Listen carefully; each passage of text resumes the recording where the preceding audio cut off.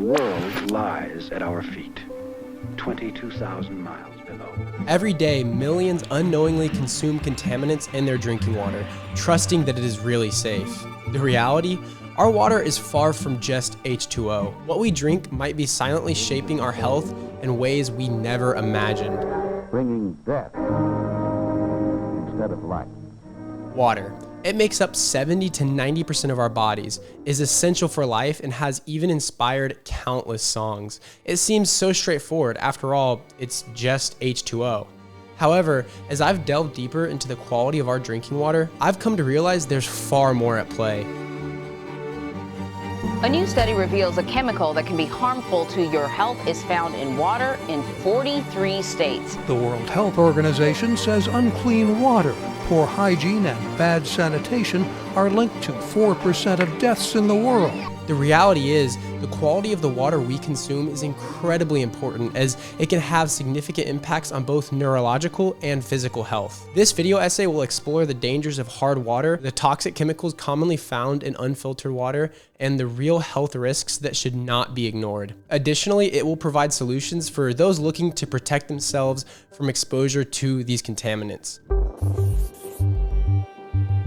Water quality standards have evolved significantly over the years. While early civilizations relied on natural filtration methods like sand and charcoal, modern industrialization has introduced new pollutants to our water supply. Governments worldwide have implemented regulations to purify drinking water, but not all countries follow the same standards. For example, countries like the Netherlands, Germany, and Switzerland have banned fluoride in drinking water, while others, such as the United States and Canada, continue to use it under the argument of dental health benefits. However, the science behind fluoride's safety and efficacy remains hotly debated. Despite regulations, contaminants still find their way into our drinking water, and hard water remains an issue in many parts of the world. The area where I live, for instance, has particularly hard water. This naturally led me to ask the question, what exactly is in our water and how does it affect us? Water is simply H2O, but in reality, the water we consume is rarely that pure. Instead, it contains minerals, disinfectants, and even contaminants that can have profound health effects. The quality of the water we drink directly impacts our overall well-being. According to research published in the Journal of Biological Chemistry, water plays a critical role in cellular function, impacting nutrient transport,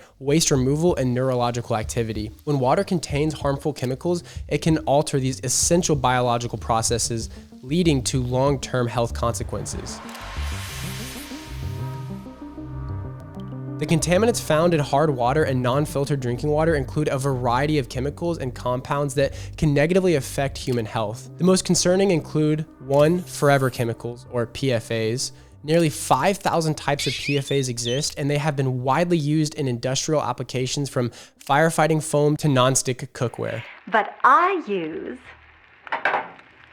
polytetrafluoroethylene.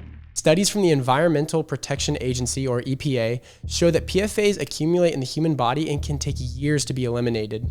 Exposure to high levels of PFAs is linked to liver damage, reduced immune function, and an increased risk of certain cancers. C8, a specific PFA used by the DuPont company, was the subject of a massive legal settlement after it was linked to kidney and testicular cancer. Number 2, fluoride. Called for removing fluoride from America's drinking water. I think fluoride is a poison. Having fluoride in water is one of the tools that can help prevent cavities. A chemical with controversy, fluoride has been a central topic in the water quality discussion. It is the ionic form of fluorine and is commonly found in sodium fluoride, calcium fluoride, and fluorosilicic acid. Dr. Nemeth discusses fluoride's effects in his video, Fluoride in Water, the Good, the Bad, and the Ugly. Foremost, he discusses how it can cause staining on the teeth and can lead to enamel loss in children. Moreover, he describes how it's really only beneficial for preventing cavities in young children, yet is added to water consumed by all age groups, and how it can inhibit thyroid function, increasing the risk of hypothyroidism. At the end of his video, he states, "But as an adult, I don't know that I want to be drinking water that has fluoride added to it for myself." Dr. Andrew Huberman, a neuroscientist at Stanford, adds that there is extensive evidence that elevated levels of fluoride in drinking water are simply not good for us. Now let's go over some scientific studies on fluoride's neurological impact. A 2012 meta-analysis of 27 studies conducted in China found that children in high fluoride areas had lower IQ scores compared to those in low fluoride areas. Animal studies from the 1990s showed that high doses of fluoride altered neurotransmitter function and caused oxidative stress in the brain. A study published in the Environmental Health Perspectives in 2017 found a direct correlation between fluoride exposure and lower working memory performance in adolescents. The health risks of hard water in addition to fluoride and PFAS. Excessive mineral intake from hard water to arterial stiffness and high blood pressure, kidney stones and renal dysfunction. Hard water has been shown to worsen eczema and dermatitis by damaging the skin's natural barrier, and digestive issues. Dr. Huberman emphasizes the importance of requesting a water analysis from your local government. Naturally, I obtained my area's Consumer Confidence Report from 2023 and discovered some alarming results. They detected contaminants including barium, fluoride, and nitrate within, quote, safe limits. Then they detected TTHM that exceeded maximum contaminant level, making it a violation, and they even found uranium, a radioactive substance, in small amounts. So once again, it was, quote, within the safe limit. Long-term exposure to TTHM is linked to liver, kidney, and nervous system damage. Discovering uranium in my drinking water was particularly unsettling. The idea of a radioactive substance coming into contact with me every single day is mildly alarming. Now let's move on to some possible solutions.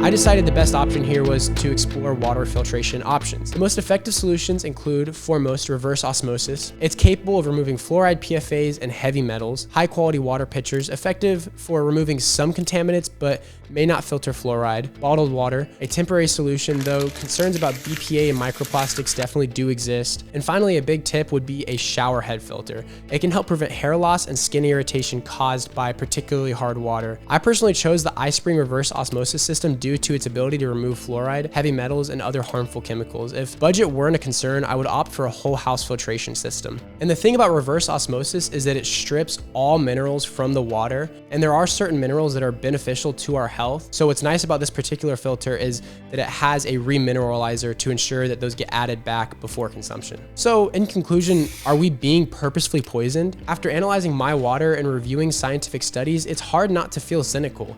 Why are harmful chemicals still present in our drinking supply? Why is fluoride still added to our water despite the documented neurological risk to both adults and children? It makes you wonder, what else are we unknowingly exposing ourselves to every single day? The reality is that we must take responsibility for our own health. While government agencies set limits on contaminants, many of these, quote, safe limits are still questionable. Investing in a high-quality water filtration system is one of the best steps we can take to protect ourselves and our families. This discussion naturally raises a bigger question. If research shows that these substances harm both adults and children, why is nothing being done? Maybe it's time we start demanding answers.